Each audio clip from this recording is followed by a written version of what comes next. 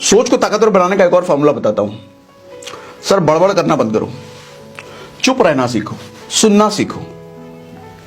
बोलना आसान होता है सर, चुप रहना मुश्किल होता है।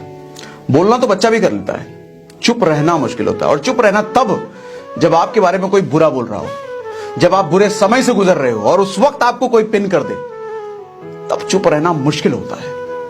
और उस समय जो चुप रह गया वो फिर महात्मा है, वो फिर महान है, वो फिर खिलाड़ी है, वो फिर राजा है।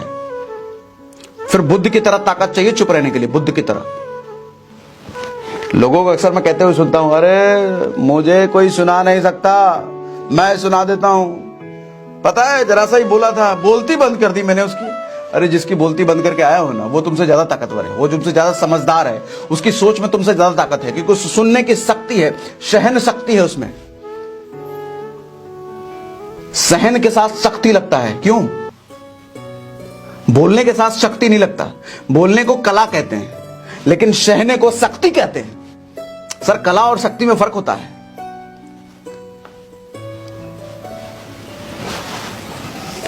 चाणक्य ने कहा था कि कब, कहां और कितना बोलना है, यह समझ जिस आदमी को आ गया, वो आदमी फिर राजा बनने लायक है। वो आदमी फिर कुछ भी हासिल कर सकता है, जिस आदमी को यह समझ में आ गया कि कब, कितना और कहां बोलना है। कहते कुत्ते को घी हजम नहीं होता, इसका मतलब समझ रहे हो सर? कुत्ते को घी हजम नहीं होता, इसका मतलब यह है कि आदमी जब ज्यादा उतावला होता है ना, आदमी पर जहन शक्ति नहीं होती ना, उसको उल्टी करने की आदत होती है। उल्टी मतलब कोई कुछ सुनाया एकदम दड़ से उल्टी कर दिए, कोई कुछ बोल दिया तड़ से उल्टी के। हालात जैसे बुरे हुए, अरे भाई साहब इतना मुश्किल मेरे से कैसे होगा, इतना मुश्किल काम दे दिया कैसे होगा, ये उल्टी करना हुआ। कुत्ता भी ऐसे उल्टी करता है जब उसको घी दिया जाता है। आदमी भी ऐसे उल्टी करता है जब उसको अच्छी चीज दी जाती है। अच्छी चीज का मतलब क्या? सहने लायक चीज दी जाती है।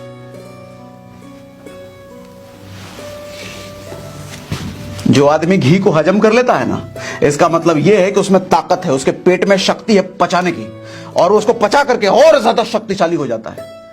इसी तरीके से जब बुरा समय या बुरी बात आप तक पहुंचती है, आप उसको सहन कर लेते हो, तो सर आपकी शक्ति पहले से थी और आप और ज्यादा शक्तिशाली हो गए। किसने बुरा समय नहीं देखा? किसने बुरे लोगों को नहीं झेला? किसने बेइज्जती नहीं देखी? चाणक्य की बेइज्जती नहीं हुई। पाखंडी कह के, भूखा ब्राह्मण कह के, झूठा कह करके उसको धनानंद ने बाहर निकाल दिया था। देखो प्रकोप कैसा दिखा उस समय। वो ऐसा नहीं गाली उली देने लग गया, अरे तुम्हारी गाली उली नहीं देने लग गया, वो मारपीट करने नहीं लग गया। चुपचाप कसम खा करके, चुटिया खोल करके निकल दिए भाई साहब। ताकत शक्ति का परिचय दिया, सहन शक्ति आती है ना, उसके बाद लिए बदला लेने की स्ट्रेटेजी होनी चाहिए ना। लेकिन कमजोर आदमी वहीं उल्टी कर देता है, मुझे ऐसे कैसे बोल दिया। सहना सीखो सर, परिस्थितियों को सहना सीखो, हालातों को सहना सीखो, कड़वे बातों को सहना सीखो। वो कड़वी बात कोई भी कह रहा हो, बड़े कह रहे हो, कई बार दुश्मन की कड़वी बात भी सहनी पड़ती है, गुरु की कड़वी बात सहनी पड़ती है। तभी तो सहन के साथ शक्ति लगता है, सहन शक्ति। और चुप रहने की कई सारी खासियत होती है, कई सारे फायदे होते हैं। जैसे जब आप किसी से डील वील कर रहे हो ना, आपको कोई ऑफर करे, ये काम करने का 10,000 रुपए देंगे, या आपके पास कोई प्रोडक्ट है और वो कहे आपके पास जो प्रोडक्ट है वो 50,000 रुपए का है, और वो कहे 40,000 रुपए है, तो आप बस चुप रहो, बस चुप रहो। देखो वो कहेगा थोड़ी देर बाद, अच्छा ठीक है 42 ले लो। आप बस चुप ही रह जाओ, थोड़ा मुस्कुरा ही दो। वो कहेगा ठीक है यार 45 ले लो, काम खत्म करो। थोड़ी देर और चुप रहे ना, हो सकता है कि 48 का वो ऑफर दे दे। लेकिन बड़बोला आदमी वहीं खराब कर लेगा अपना काम। बिना पूछे ओपिनियन मत देना शुरू करो कभी भी, किसी भी ग्रुप में। उस आदमी की कभी भी इज्जत नहीं होती जो बिना पीछे ओपिनियन देता है। और जो बड़बोला आदमी होता है ना, जो बकर बकर बकर बकर बकर करने वाला आदमी होता है, वो अपने सीक्रेट्स खुद ही रिवील कर देता है अपने दुश्मनों के सामने। आप देखते होगे जो आदमी ज्यादा बाचाल होता है, जो ज्यादा बोलने वाला होता है ना, उसके सीक्रेट्स पूरी दुनिया को पता होते हैं।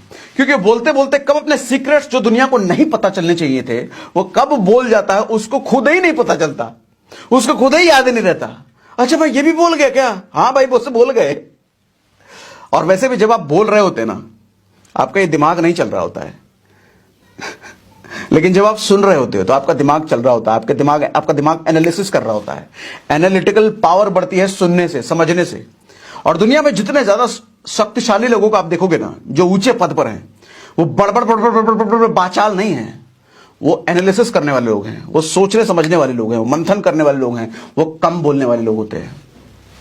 चाहे चाणक्य की बात कर लो, चाहे विवेकानंद की बात कर लो, चाहे गांधी की बात कर लो, चाहे भगत सिंह की बात कर लो, चाहे चंद्रशेखर आजाद की बात कर लो, चाहे अब्दुल कलाम आजाद की बात कर लो, ये सब कोई भी बाचाल नहीं थे कि कहीं भी ग्रुप में जाकर पकड़ पकड़ करना शुरू कर दिए। ये सब सोचने वाले थिंकर लोग थे, चिंतन मनन करने वाले लोग थे।